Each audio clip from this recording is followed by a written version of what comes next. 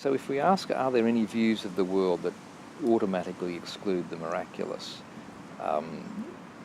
Interestingly, I think there are a couple. I mean, one would be if you believe that God directly governs everything that happens, it's very difficult to see how there could be an exception. He could make an exception to his own activity that would make sense.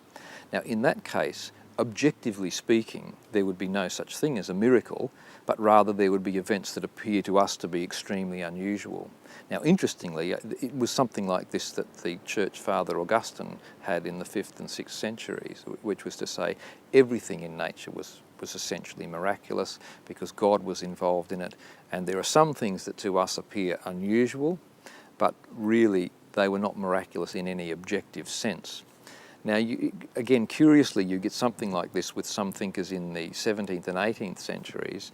The Newtonian philosopher Samuel Clarke would be a good idea, and he's a good example, I should say. And he says quite explicitly that miracles are something that exist only for us and only from our perspective. And this is because from God's perspective, given his control of the natural world, it's all the same. It's just him doing what he will do.